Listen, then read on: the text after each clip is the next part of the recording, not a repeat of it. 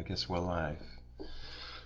Hi everyone, we are the Waxhaw Wall. I am Richard Daunt. I moved here in 2020 from New Jersey. I'm originally from New Zealand, and I am running for Town Commissioner. The three of us are running on a slate together. Susanna and I will be running for the commissioner spots, and Robert Murray is running for mayor. And we are running on a platform of stable growth, stable taxes, and residents first. Just a little about myself. I've worked in the IT industry for about 23 years now, and so I'm analytical. I like to dig into numbers and look at the data. When we moved down here in 2020, it was during the COVID restrictions, and our schools in New Jersey had been closed pretty much since March of 2020, and there were still some restrictions here in the schools in Union County. So I started speaking at the school board meetings, noting that there were other countries and even local Baptist schools who had not been using these restrictions, and we were very fortunate that our school board listened and relaxed things. That was really how I got involved with local politics. The next year I got involved in the county commissioner race, and now I've taken a closer look at what's going on in Waxhaw, and I'm running in Waxhaw. So that's just a little about myself. I'll let Susanna say a few words. My name is Susanna Wadra. I'm running for commissioner. My family and I moved to Waxhaw in 2014, about 9 years ago now, and we just wanted a better life for our children. We realized that although we were in a conservative county similar to Union County on Long Island, our voices were just not being heard. We were not being represented. We made the difficult decision to leave our family behind and come here and start a new life with our children. A little bit about me and my background. I have an international business degree, and I have a master's in education and technology, and I've worked in the school system for many years and advocated for families who've had no voice. And so the reason I am running is to represent you all and to make sure that the residents are first, and make sure that we keep Waxhaw as beautiful as it was when I got here, and to preserve it and celebrate its history and not ruin it. Thank you, Sue. Just like Rich and Sue, my wife and I moved here for a better life, a different culture. We fled California about 1.5 years ago. Basically, I found a job here that I really, really liked. My wife and I were looking to get out of California for a few years, and we kind of did a tour of the South, looking at places like Nashville and Charlotte and Jacksonville, Florida, and so forth. We fell in love with Charlotte, but once we got down to Waxhaw, that's when we really fell in love. So we loved the charm, we loved the size, we loved the historic nature of the downtown area. So this is where we wanted to plant our roots. We brought 2 kids with us. Those are both one's in Cuthbertson Middle, one's in Cuthbertson High School. And then my wife, as a physical therapist, started her new business here in the town of Waxhaw. So we're fully vested into the town of Waxhaw, even though we've only been here a short time. And we're very interested in keeping it as nice and charming and safe as it has been. We want to keep the schools good. We want to do what we can to maybe improve the roads. But I decided I'd get involved and see what we can do to kind of maintain things the way they are, instead of letting things grow out of control the way they seem to be. About me, 26 years engineering medical devices. I have a long and rich history of solving problems, coming up with new ideas, developing solutions. I have 22 patents to my name, and have a long track record of coming up with basically new creative ideas. Medical devices are a heavily regulated industry. There's a lot of rules and regulations involved in getting a medical device to market. So I am very familiar with the idea of following the rules, following the regulations, reading all the requirements that are needed to make something happen, and actually following through what's called design control process. So there's a lot of familiarity about step by step working your way through projects and getting things done. It's what I've been doing for 26 years, and it's what I want to do for the town of Waxhaw. Awesome. Well, right up front, I think I should probably give you guys a explanation of what the wall means, because there's sort of a caricature out there that we want to stop growth at all costs and that we don't respect property rights, which is ridiculous. We're absolutely we understand the limitations of what we can do, but basically the concept is that we want there to be a separation between profit motivated interests and the government, which should be service motivated.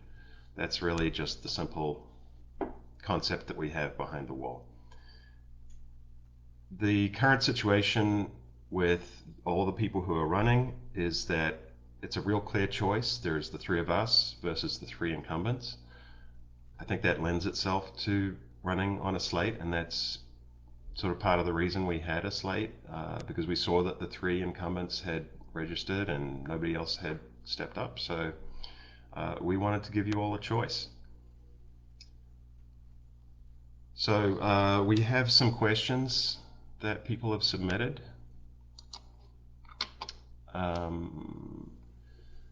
If elected, will you vote for or against the rezoning request for the Adelina development, and why? Well, I would vote against it because I don't think it's what our town needs.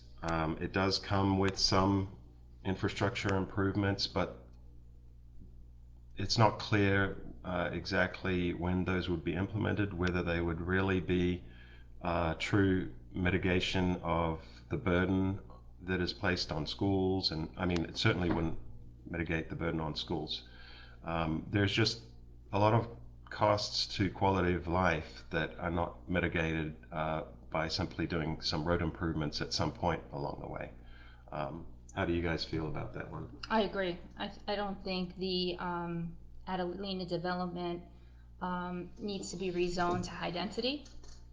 The property owner certainly has the right to sell their property at the current zoning, and that obviously we would support. 16 needs to be widened.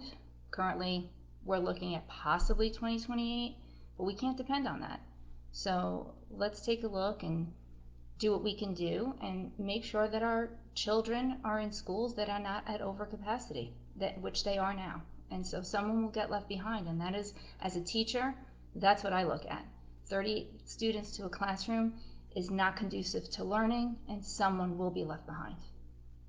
And I think Adelina presents a good example of kind of the main reason we're running.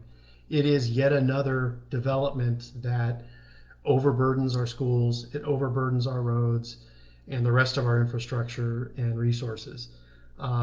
It's a very large development at a very critical intersection as well. So you're dumping a lot of new traffic in an area that's having a hard time with the amount of traffic that it's currently subjected to. So it's an example of, residents first, and that's the mentality we're going to have. Having the Adelina development might be great for 486 new residents, but it's not going to be great for the residents that are here now. And once those new residents get here, they're going to sit there wondering what they moved into, because that intersection is going to be such a nightmare. The Adelina development's a prime example of how we're not accepting the position we're in, and we're not accepting the limitations that we've been presented via the roads, the schools, and the other capacities around town. So we have a choice. We could either overbuild and overstretch already stretched resources, or we can maybe tap the brakes and say, let's not develop 400 homes. Let's maybe focus on getting some more retail first. Let's maybe wait for the roads to get built by the state. Let's do what we can to improve existing roads with our money, rather than just dumping a bunch more homes with a bunch more cars onto already stretched roads. And just another note, Adelina is not annexed yet, and I don't believe that the Union County would approve this type of project based on what we've been reading.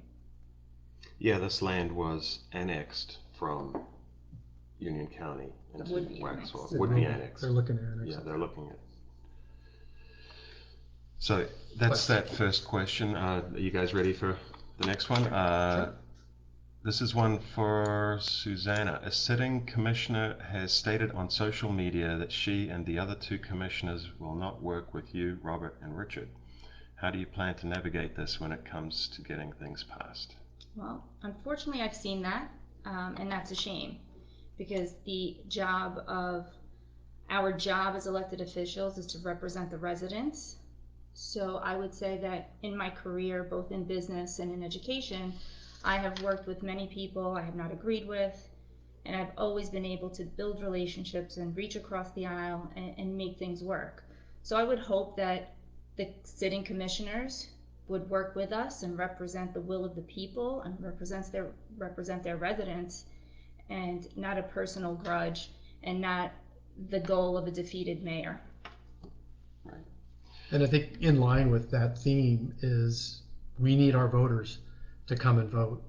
And that's what's going to make the difference. So if Rich and Sue can walk into a commission meeting with a resounding victory, that makes what they have to say a little bit more compelling, I think, to the sitting commissioners. So we're really hoping our voters come out on November 7th and represent us and push us forward so we can represent them. That's right, yeah. It's all about the will of the people. The next question was for me. Richard, is it illegal for board members to vote no on a conditional zoning request? Because that is what the current mayor and commissioners keep telling us. No, it is not illegal. That's the nature of a conditional zoning request, is that it is up to the Board of Commissioners to approve it or not. And I think it's unfortunate that the role of the Board of Commissioners has been minimized by some of the current the people in the current administration. It's the most important part of the process. We hear a lot about the process. Everything in government is a process, is what our mayor says a lot. And there's certainly truth to that. But there is a lot that goes on before the Board of Commissioners makes a decision. Things go through the planning board, and even prior to that, there's a lot of sending of plans to other places, other boards in the region. That's true. A lot of effort goes into it. But that doesn't mean that the Waxhaw Board of Commissioners should just say yes to everything because a lot of work went into it. They are the most important part in the step because they're most answerable to the people. If you minimize that, you're really reducing the role of representative government. And another part of that too is the fact that some of these developments, believe it or not, have received no votes from commissioners. So to say that all the commissioners are voting in lockstep on every development and they always vote yes isn't entirely true, because we know from past meetings that some no votes have been received. Now, not enough no votes to stop these developments, but it proves that at least a few of the commissioners feel that some of these can be prevented. And unfortunately, their voices are not the loud enough voices, and there's not enough of them. Yeah. So we hope to represent 3 more of those voices that tap the brakes on some of these developments. Right. Next question's for you, Robert. Does the mayor need to be employed as a full-time employee? And if so, why don't all of the other towns in NC have full-time mayors? Yeah, I think the question kind of answers itself in that all the other towns in North Carolina don't have full-time mayors. The main reason for that is because we have a commission-manager relationship or organization to our town. That's how the town government is structured. So all the services that you receive in the town are from the 100 or so town employees. You're not receiving services from your mayor. The mayor's not picking up your trash. The mayor's not organizing autumn treasures. So the mayor is there really to organize the commissioner meetings and help sort of market the town and use influence to get things done. The mayor is not organizing everything in the town and making sure and overseeing everything in the town. That's the role of the town manager and the other employees of the town. So I don't think it's necessary with this commission manager relationship of the town, or the commission manager structure of the town. I don't think it's necessary for the mayor to be full-time. Another good point Richard keeps bringing up as well is that if you make it a full-time position, you now have somebody who's not only fighting to get their will across, but they're also fighting for their salary. They're fighting for their paycheck. And I think that creates a different level of commitment to the job that might not be the kind of commitment you want. And it's not committing to the will of the people as much as they're committing to their own income. And I think that can create a little bit of a problem, or even a conflict of interest in a way, if you had a mayor or even commissioners that were full-time. Yeah. Yeah. The ideal of a elected official is that, I mean, the ideal from when this country was founded was just for regular people like us to step into these positions, but still be able to fall back on their regular jobs that they have in the private sector. And that's how regular people can express and make decisions in their government, is by being able to step up, temporarily serve, and then step back. So we have another question. We keep hearing from developers and sitting commissioners that the town will be sued if you deny a rezoning request. Is this true? Well, it may be true that they can try to sue, but our understanding is that they will most likely lose. It seems kind of ridiculous to even have a board vote on anything if they're going to get sued for voting a certain way. Why even make the decision if it's illegal? Yeah, and I would say to acquiesce to the threat of a lawsuit would be a dereliction of duty. I mean, we're here to represent the people. They can try to sue. That doesn't mean they'll win. And a big way of looking at this too is that everything in the United States you can sue over. Everything. Unfortunately. You go trick-or-treating and your kid trips and falls down somebody's stairs, you can sue that person. So there isn't a thing that can happen in the United States without a lawsuit resulting. So the question, of course, you'll never get sued if you say yes. And saying no, that's something that opens you up. But we feel that there's enough legality in the law and in the rules that we won't be sued, and we don't feel there's a big threat to being sued. And it's not just our opinion on that. We have people behind us that are advising us, and a lot of experienced people that have gone down this road before. And there's a good chance we can say no to a lot of stuff without worry of being sued. Yeah. And so the next question is, if elected and it gets submitted, will you vote for or against the rezoning request for the Polo Grounds development, and why?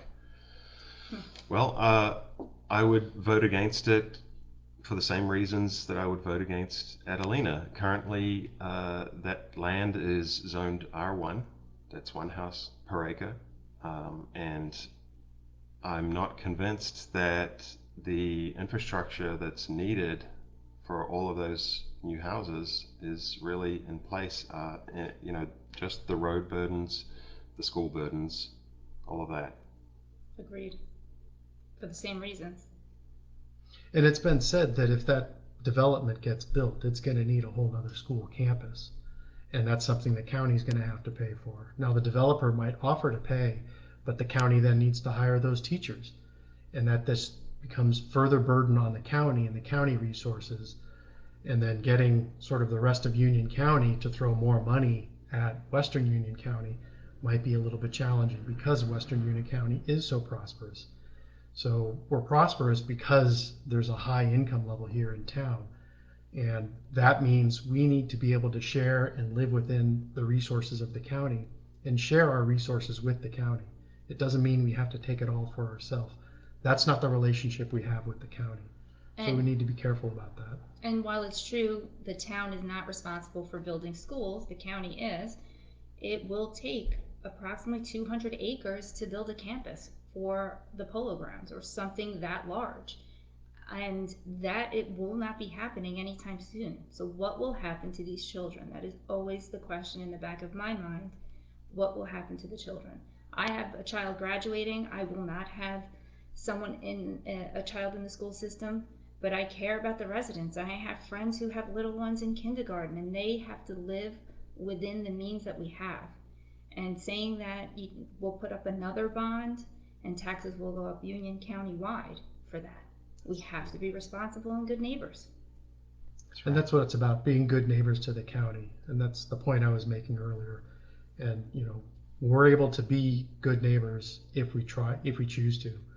And right now, I think the overarching theme with Waxhaw and the Waxhaw leadership is we're just going to build, build, build, build, build. And to heck with everybody else, we're going to make Waxhaw bigger. And I think that sort of proves, we're not being a good neighbor, because we do have to share the resources. Yeah. I think we put a chat. Yeah. Should we read this response to that question? Somebody actually posted a response to that question, and they said, after reading Union County's 2050 plan, town commissioners may not ever have to do the rezoning. That's what she's talking about. Union County is wanting to ease up on growth and stop rezoning to high density. Union County's plan has received national awards and attention. I was impressed with how comprehensive it was and how much it listened to the people. Yes. So we probably I should maybe speak a little bit here about the current situation on the county board. The board prior to December of last year was of quite a different mindset to the current board. And a 3-person majority was elected last year, which is more in line with our way of thinking of slowing things down and being a bit more cautious. Unfortunately, one of those board members passed away recently, and so there's now a 2-2 split. Well, there was until recently a 2-2 split on the board. And somebody new has now been appointed to that position. Not really sure what his feelings are on these issues, but it remains to be seen. So a bit of uncertainty there.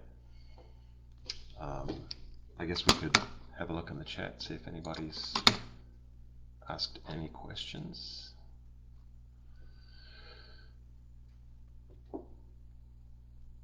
What about historical future land use maps? They all seem to be aligned, including 2006, 2016, 2021, future 2040, and even align with Union County plan.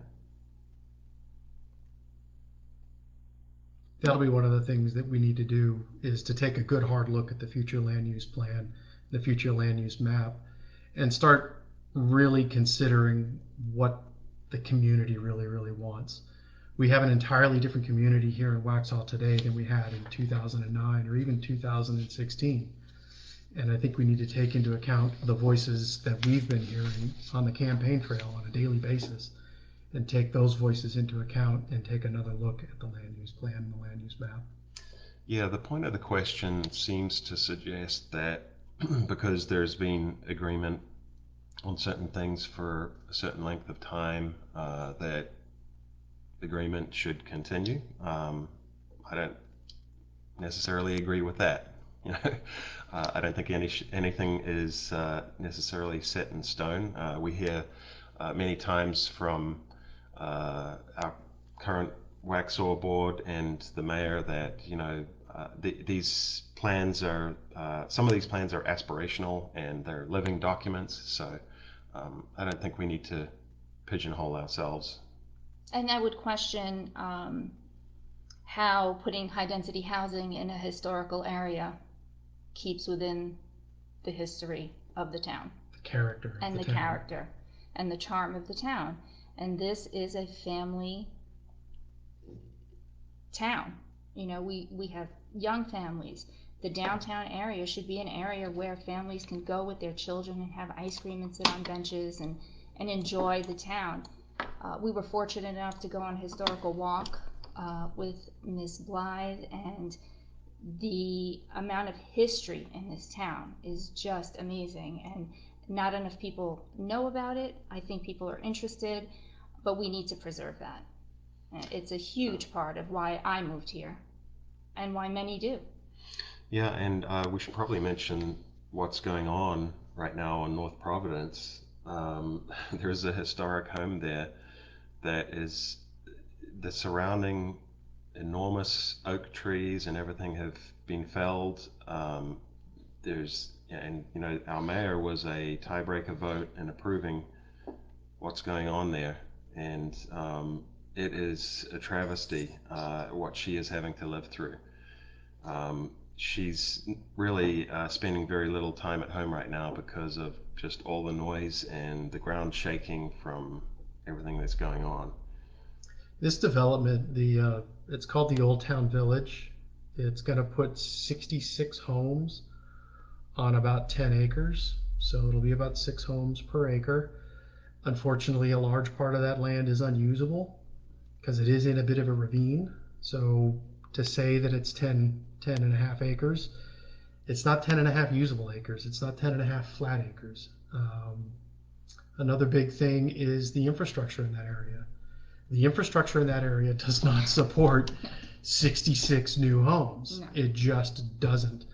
I encourage people to drive down Miller Road and look at the brand new resurfacing the town did on Miller Road, which is a tiny, tiny road.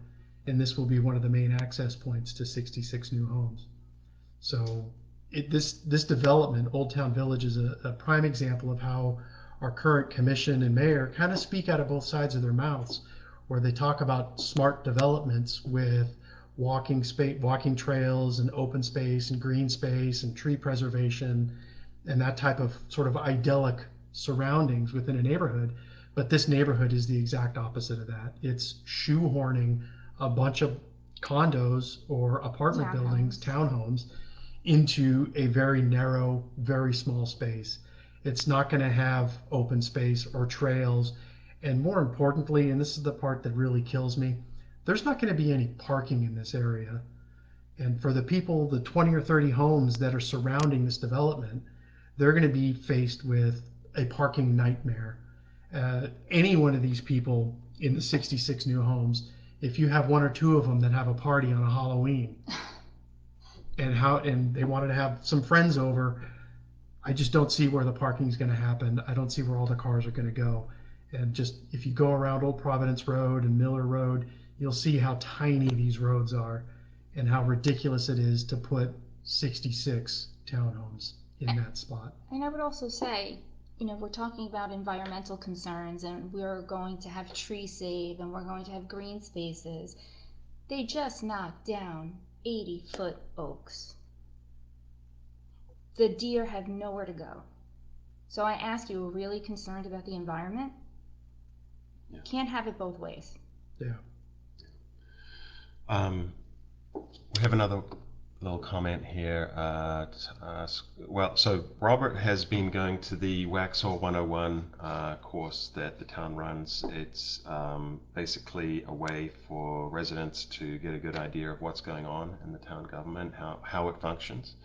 And this question is for Robert because he's been attending Waxhaw 101, asking what he learned about planning and zoning there.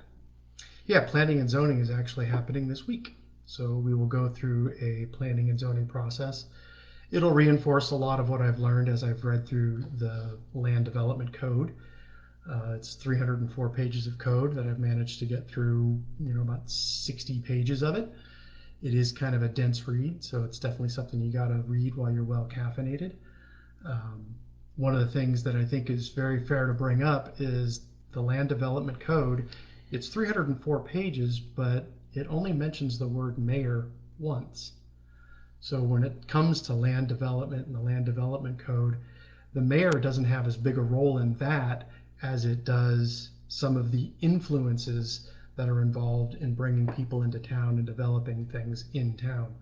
So the mayor's role in developing and approving things is kind of a tiebreaker vote if the commission were to vote on a tie. But the mayor is the one who is influencing developers and pointing out the land use map to developers and saying, hey, you should think about this, and hey, you can come do that.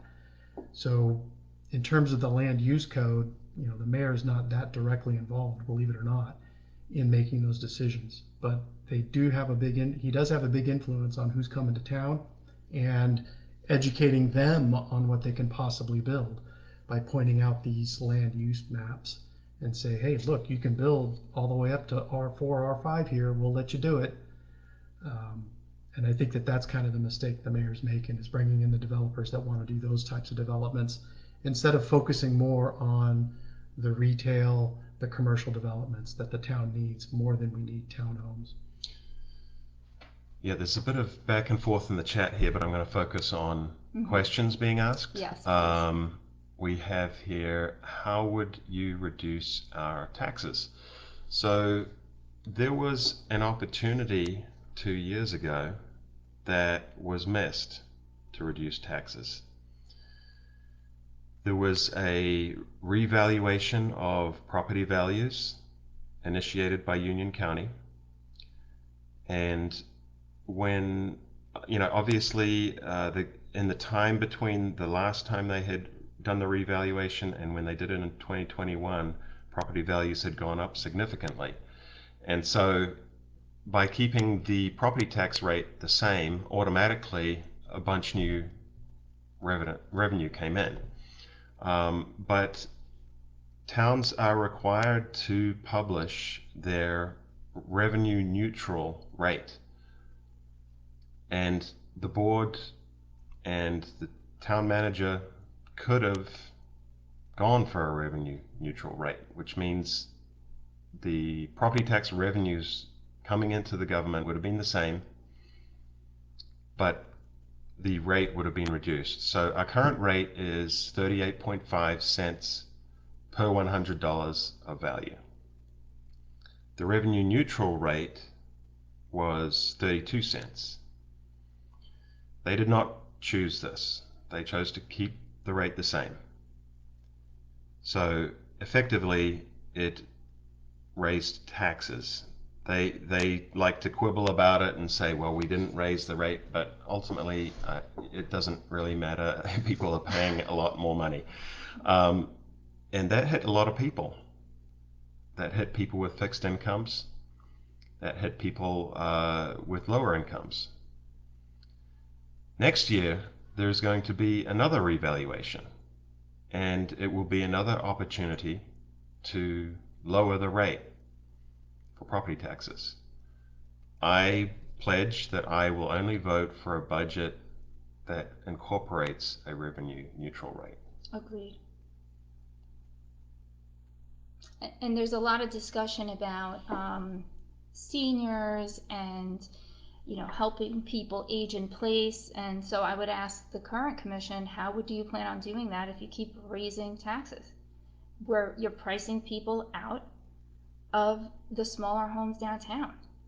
Okay, I mean, we're talking about diversified housing and affordable housing for my child who's a senior in college to stay close to home. Well, when I asked the vice president of Shea Homes what their price point was for a townhome in Adelina months ago now, it was $450,000. So I would ask, what first responder starting, what nurse, what teacher is going to be able to afford that? It's just disingenuous to say that it's affordable housing. Yeah.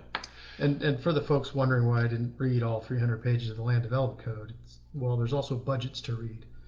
And one of the things I learned reading the budgets is the year they raised taxes, they had a surplus.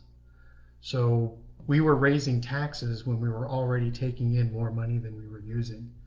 Now, great, it's a good idea to take in extra money to build a surplus to have on hand as an emergency fund. I think that's a very smart choice to do. But to raise taxes the same amount or more than you have surplus, that's the same amount or less. then you have a surplus. That seems absurd to me. And again, it hits people disproportionately. And that's one of the things, again, talking out of both sides of their mouth. You're not going to get low income and aging in place if you're raising taxes. And we also have to attract more commercial. Right now, we're at 8911 commercial. So we need to attract more commercial business. There are areas within the town that can happen. So that should be our focus, not just residential homes.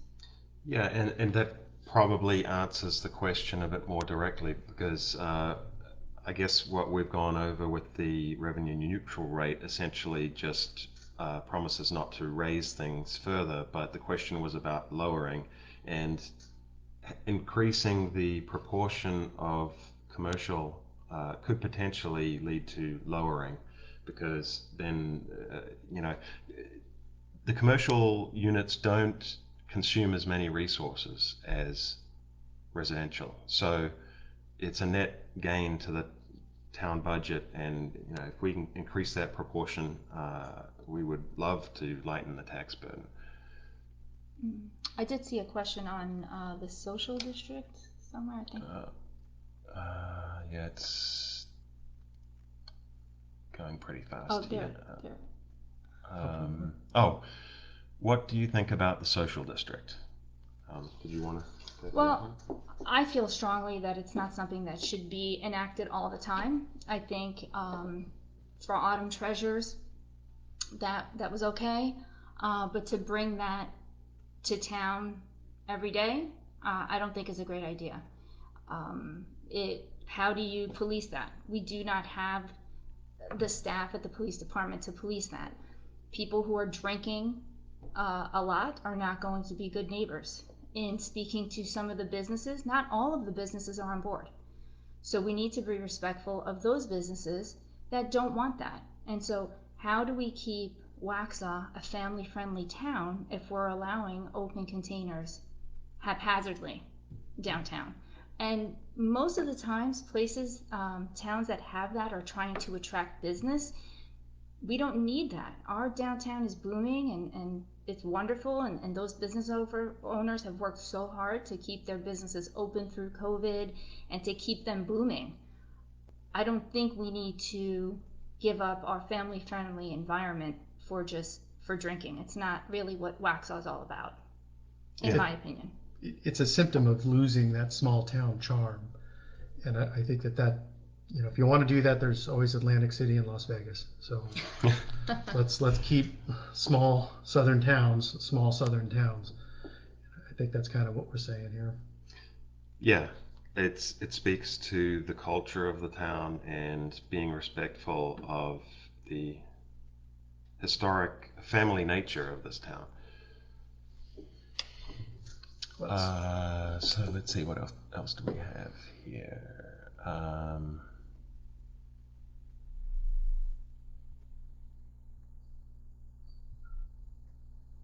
Someone's pointing out there's a small chance of a tie.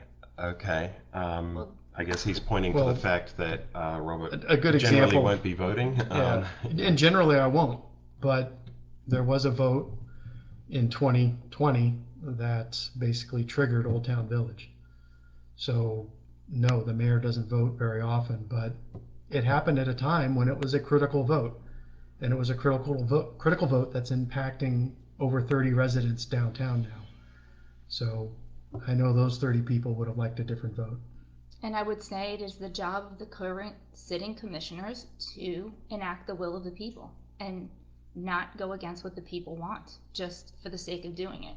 And so for a commissioner to come out and say they're just not going to work with us, if as a resident I'm angry about it, as a candidate I'm not happy about it, and the residents shouldn't be either. That should not stand. That's despicable. And it was unfortunate that vote happened during the COVID lockdown, so all the meetings were virtual. But the town did receive many public comments. They never read any of the public comments, though. So they were never read into the public record. So again, it's one of those things where all of these meetings have a recurring theme where it's public comments get received and public comments get ignored. because all the public comments obviously are not in favor of these high density developments. And those are the public comments we've been listening to, and that's what we'll be taking into office. I did notice during the budget vote 2 years ago, there were some that were read into the record, but I guess the COVID situation probably just made that whole thing much more difficult for people. I think we're. Do we have a? We have another question. Mayor Ron Pappas has said he wants Waxhaw to be an extension of Charlotte. Do you agree? That would be a hard no. Yeah. Hopefully our opinion on that's been kind of alluded to a little bit over the last 45 minutes, but yeah, we are a suburb of Charlotte. We want to remain a bedroom community. That's kind of our goal. That's the charm and character of Waxhaw. The 2040 plan starts off by saying it's a plan about preserving the charm and character of Waxhaw. And I ask, is high density apartment buildings part of the charm and character of Waxhaw? Is that why you moved to Waxhaw? It's not the reason we moved to Waxhaw, and I'm sure there's lots of folks that moved to Waxhaw that weren't looking forward to lots of more apartments and such. So that's what we're trying to preserve. Someone has asked, do you plan to offer a public debate? So one is in the works. Probably say We have a forum. We have a forum coming up in Millbridge. It's probably going to be generally restricted to Millbridge residents. However, it will be taped. Yeah. There's there was a attempt at a debate by the Waxhaw Business Association, but schedules did not align, and the way they went about it didn't really inspire a lot of trust in us, because they were promoting the event with our name on it before we even had a chance to say whether we could attend or not. So that was a concern for us. Will all candidates attend? Yes, all candidates are going to attend the Millbridge event. Yeah. The important ones will be there.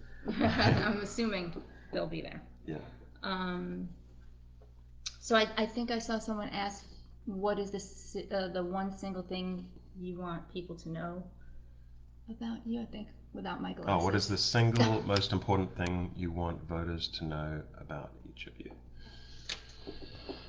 Well, I am service-minded. I'm not in this for myself. I didn't wake up one morning and say, it would be really cool to be a town commissioner. That would be good to add to my resume.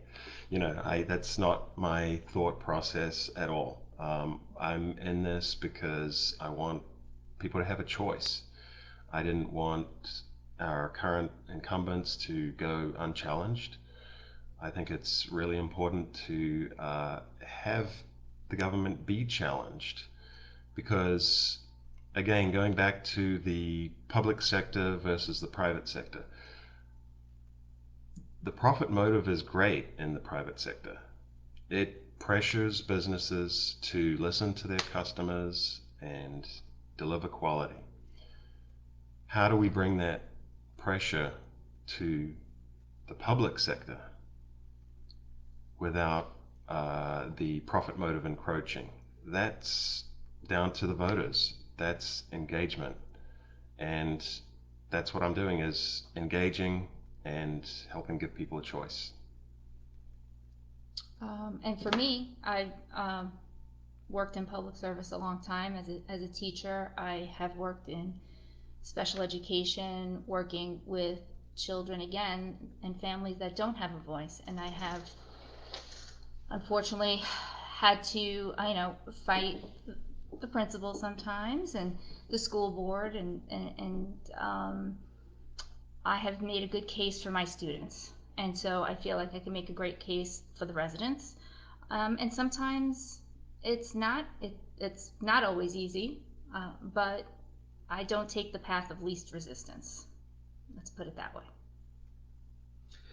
I guess one of the things folks should know about me beyond what's already been said, yes, I'm new in town, but the existing mayor was also new in town when he put his name on the ballot.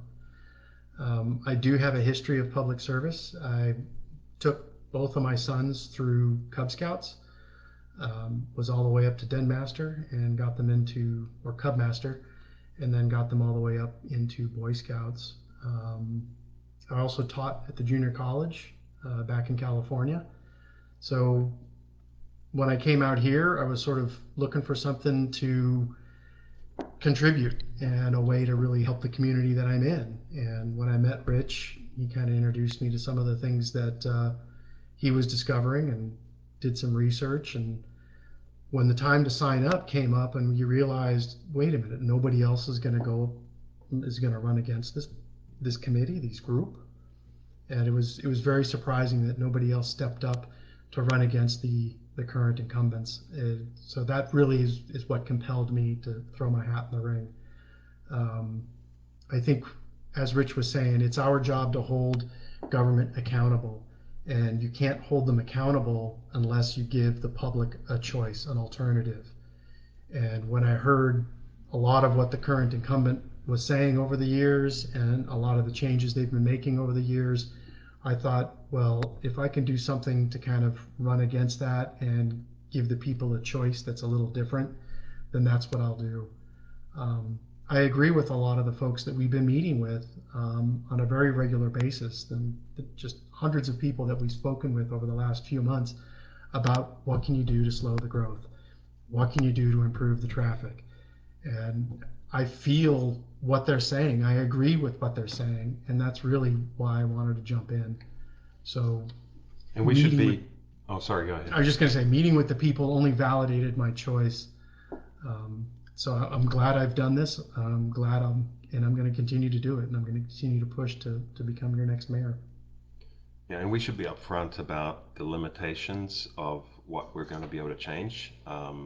The reality is that Susanna and I will be 2 votes on a 5-person board, as somebody already pointed out. And there's a lot of stuff in the pipeline already that we can really do nothing about. But we have to start somewhere and have a local government that is receiving feedback and receiving pressure from its constituents. And so a lot of people ask, what can you do? Well, I would say that we'd have to begin with really gathering public input for the 2040 plan and pushing that out there in a real way. When this plan was started, we were in COVID, people were worried about their jobs, their children being back at school, part-time, full-time, masks. They were worried about choosing between their job and an injection. People are not focused on this. So a way to do that would be to communicate with the HOAs, push it through HOA meetings, have emails sent out through that. Again, surveys, which the town has done, but perhaps push them out in a different way. Reach out to churches and congregations and be able to present it there and say, hey, these meetings are coming up. We want your input. I would also say maybe bi-weekly meetings and offering them at different times. You know, we can't offer them at lunchtime on a Wednesday. Maybe they just have to be varied at different times during the week. We need to increase commercial growth. The mayor himself in 2019, I believe, said it should be 75-25. We're nowhere near that. And the idea that putting in mixed use properties with a little bit of development of commercial would ever do anything to that balance, it just isn't true. We'd have to vote no to the conditional rezoning until our infrastructure is in place. We have to work with CARPO and continue building strong relationships so that we're represented. These are just a few of the things that we need to do. And we need to collaborate with the county and the school board and not make it a contentious relationship. Let's work together, let's figure out a real plan, and let's not just rely on old data, and let's look at the real numbers in the school. They have real numbers at 20 days into the school year and then further into the school year, and see what the real numbers are, and not pretend that my home, that is a large home, is going to be sold to somebody without a family. That's just not going to happen. When I move into a smaller home, my home will be replaced with somebody with children, and those children will be in schools. And that's what happened when I moved. We moved into a house that it was owned by empty nesters. They had one kid left in college, and the other two were already out. So they were basically empty nesters. So to say that people are going to age in place, it doesn't stand to reason that an older couple is going to stay in a 3,000 square foot, 4 or 5 bedroom home. It wouldn't make sense most of the time, and folks end up downsizing as part of their retirement. Yeah. So it's common. And talking about the 2040 plan and public engagement, to be fair, I think they did make an effort to get public input. Yeah. But we also see room for improvement. You know, I think on the website they could make things a lot more clear in terms of where specific developments are at in the approval process. I know there's a page right now that does that, but I just see a lot of room for improvement. There could be some really just nice graphics that at a glance people can see. You know, people have busy lives, and we understand that, and so we should really try to make it as easy as possible for people to understand what's going on. That's going to drive engagement in the government. It's going to hopefully inspire people to run too. I think one of the other things too is has to do with I think I just lost my train of thought. Well, gonna say something. I was going to say that now I lost my train of thought. Oh, social media. Not everyone has social media. We were very surprised to find out, because I guess we're in this age bracket that is used to social media. There are plenty of people that don't have it, and I've had to actually bring paper copies to people of events that we're having, of some of the charts that I have put on my page, and they've asked for multiple copies so that they can give it to their neighbors because they don't participate in any social media. So we have to find different avenues to inform people, and I think we can do that. I think we have a group of people that, especially the town employees, are super talented, and in working with them, I think we can come out with some new innovative ways to get people informed that are not on social media. We cannot rely on Instagram, Facebook, or any of those things alone. Agreed. I think getting out to the people is a big part of it. And then another thing, as I got my train back on its track, is I think today, where we're at today, a lot of people have seen the 2040 plan and the new land development plan, or the land development map. They've seen it in action. They've seen where it's going, and they're starting to understand its true impact. And I think that that's something that people couldn't really sense in this planning phase of these new development plans. But now that we've seen it in action with some of the developments that have already been greenlit and some of the developments that have been started, seeing it in action, I think, really changes people's opinion. And I think we need to capture that and take a relook and do a redo to the whole plan. Yeah, I'm just scrolling through here, there's a bit of back and forth, so I'm trying to just figure out where the questions are. I saw a question about Cartbo. I see a good one here from Joe. Did it end? Oh, no, I think we're still on. Yeah. Where'd the video go? There we go. Yeah, we're still on. All right. He says, how do we know that you won't do what the current board members did and break promises to not become enthralled with the developers as they have? Money and power changes people. How do we know you won't do the same? Well, I could make the politician promise, I guess, but that probably doesn't hold much weight. But, I think we're going into this probably more informed than most people have in the past in this town, and it is kind of a seductive message that the developers have, because they say, well, we'll give you all of these road improvements and everything, and then the commissioners are probably dazzled by these presentations and all the road improvements and things like that. But I think we've got a different perspective on it than they would have had at this point, and um, we're recognizing the profit motive, I believe, more than they have, and we're willing. We see the role of the government actually as saying no to profit motivated influences. So, yeah, I guess I that's mean, and I would just say that coming from Long Island, I don't want it to turn into another Long Island. I left there. I left my dad, my sisters. I left everyone, and so I didn't do that and uproot my children and look in many places in North Carolina. We looked in Tennessee. We looked at Texas. We looked at all these different places, and Waxhaw was what we called home, and I refuse to let it turn back to what Long Island became. Because Long Island was very, very much like Waxhaw. Farms. Uh, the town I grew up in was small and everybody knew everyone, and you couldn't go 10 feet without someone reporting you if you had the slightest infraction. And so I want to preserve that, and I want to preserve the history of Waxhaw, and my intention is to fight like heck to represent Waxhaw and to keep it Waxhaw, and we don't want it to be Charlotte. Yeah. I think a big point too to make is that we currently have lives, so we're not really dependent on getting this job. It's not something we absolutely need, and I think that speaks to Richard's point about being service oriented and service minded. That's why we're doing it. As I mentioned at the beginning, I have a vested interest. My wife and I have a vested interest in the health and vitality of Waxhaw and preserving the Waxhaw we fell in love with not too long ago. So that's what's driving us. We're not looking to get in, make a few bucks, and get out.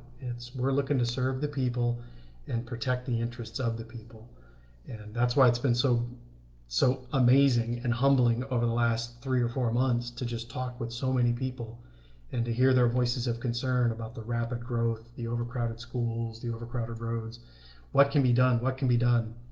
And it's hard not to internalize those voices. And I think that's been a really good journey over the last few months to do just that and take those voices with us as we go into office and just not forget them. Yeah, and I think humility is really the key there. The key to not being changed once you get in there is maintaining that humility. It's not like we're running for a very high level of government here. I mean, this is the lowest level of government. Bottom line, this is just a board position. Well, for Susanna and I, it's a board position, and for Robert, mayor position in a small town in North Carolina. This really shouldn't be going to anybody's head, So, But so we appreciate everyone, and if there are any other questions we didn't get to, I mean, I think let's it's see. 5 o'clock now. Almost. Yeah. Yeah. It's 4:59. There's a Carpo question I just want to address real quick. Okay. Yeah. Speaking of Carpo, So the current mayor talks a lot about his involvement chairing the Carpo board. And while we appreciate him being involved, there's a couple things that we need to keep in mind. First and foremost, Carpo runs on a population-weighted voting system, meaning Ron Pappas can be the chair of that. He only has so many votes because Waxhaw is only 23,000 people. Now, maybe he wants to get more votes by getting more people. That might be the strategy. So overpopulate the town, then eventually you'll get a little bit of road improvement. That doesn't sound like a smart plan. So that's a big part of it. So all the other areas and towns that participate in Carpo are really competing with Charlotte. And Charlotte has over 900,000 people.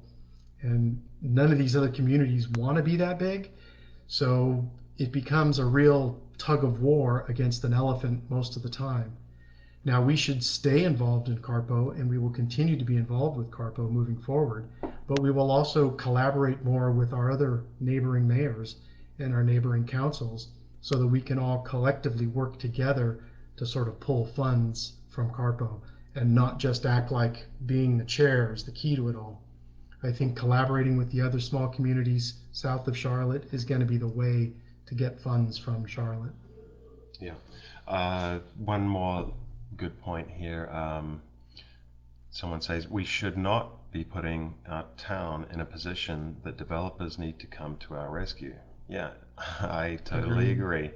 Town campus, athletic barn, town park spending. How do you feel about spending tax dollars? Well, we really need to be careful about that. It's really a sacred duty to ensure you're not using the force of government to willy-nilly extract money from people. That is just something that needs to be taken very, very seriously. So we shouldn't be taxing and spending and just growing things without applying a very critical eye. And I think being responsible with every dollar that the town takes in is going to be sort of our mission statement in large part. That's what stable taxes is all about. We don't want to have to get out over our skis and have to raise taxes because somebody overpromised on one of the various departments in town. We currently have 100 town employees responsible for all their different groups, and I'm sure all of them want a bigger budget, and I certainly appreciate that, but we'll be the ones to guard your dollars, and that's kind of what we're about. Yeah.